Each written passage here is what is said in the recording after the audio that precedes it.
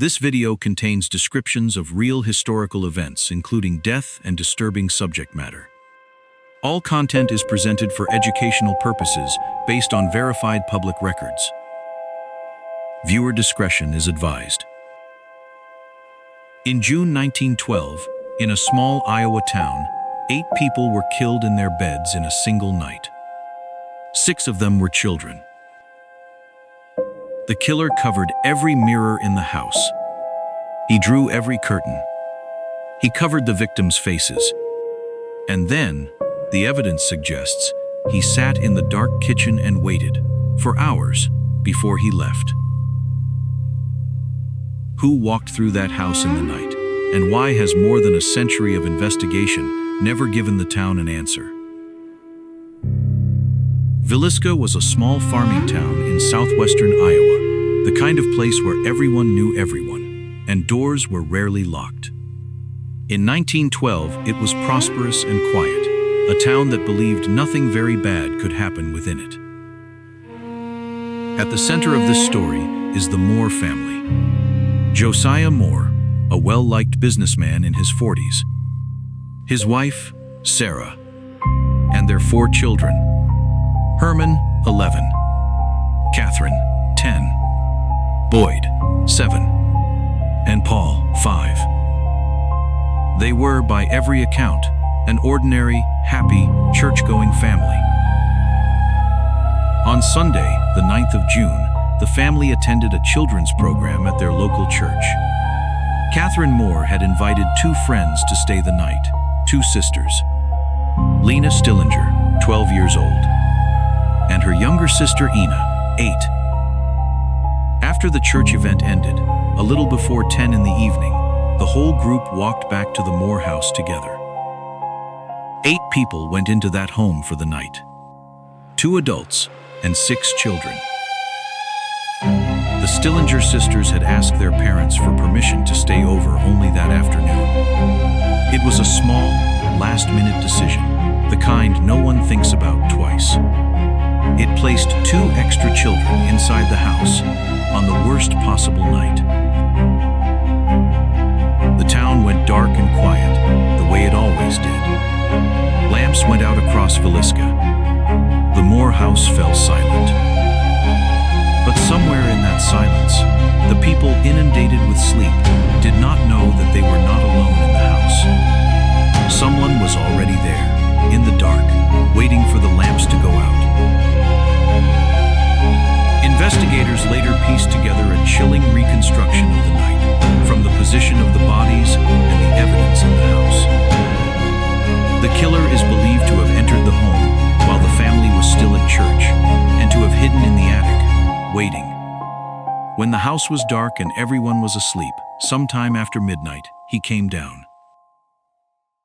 He took an axe from the Moore family's own property, left leaning by the house. It was their axe. He would leave it behind when he was finished. He went first to the upstairs bedroom of Josiah and Sarah Moore. The parents were killed first, so deeply asleep that investigators believed they never woke. Then he moved to the children's rooms upstairs. Then back down to the parlor on the ground floor, where the 2 Stillinger sisters were sleeping. By the time he was done, 8 people were dead. Josiah and Sarah Moore, Herman, Catherine, Boyd, and Paul, Lena and Ina Stillinger.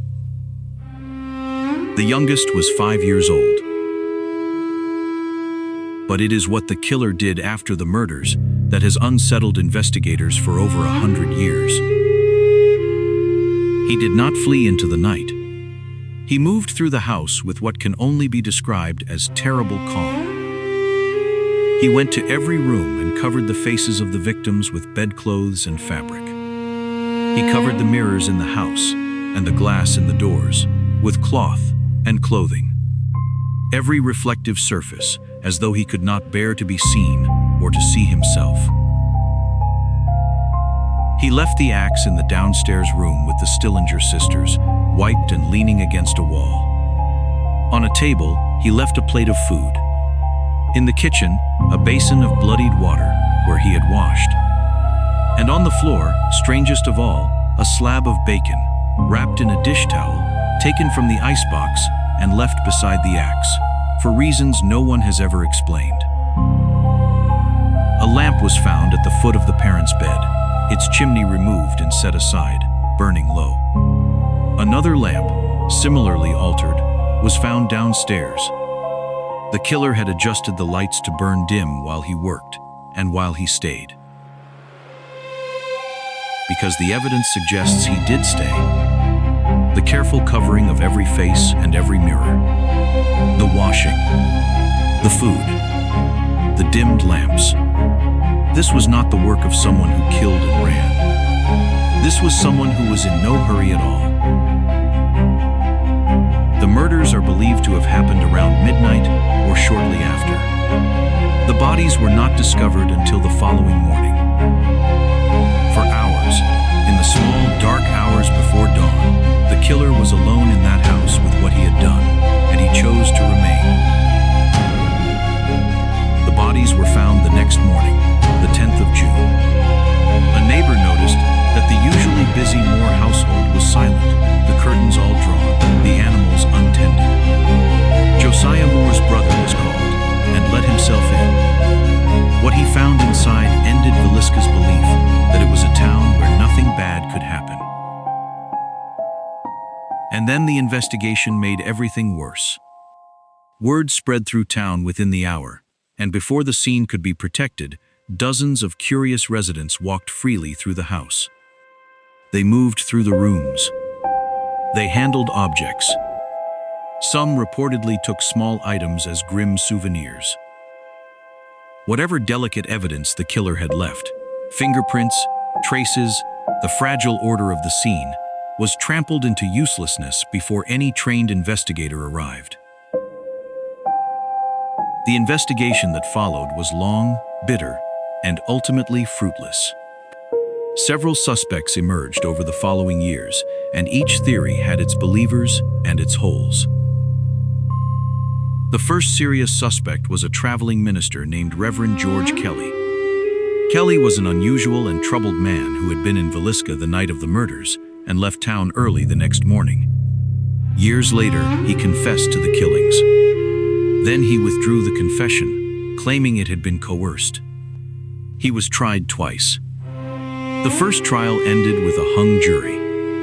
The second ended in acquittal. He walked free. A second theory pointed to a local businessman named Frank Jones, a state senator and a commercial rival of Josiah Moore, who had reportedly had a falling out with him. The theory held that Jones had hired a killer to settle the grudge. It was widely believed in town and never remotely proven.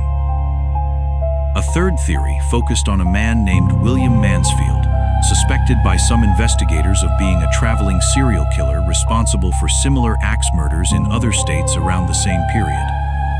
The evidence placed him elsewhere on the night. He, too, was released. This last theory points to something genuinely chilling about Villisca. It may not have been an isolated crime at all. In the years around 1912, a series of unsolved axe murders struck families across the American Midwest and beyond, often at night, often entire households, often near railway lines that a killer could ride from town to town unseen.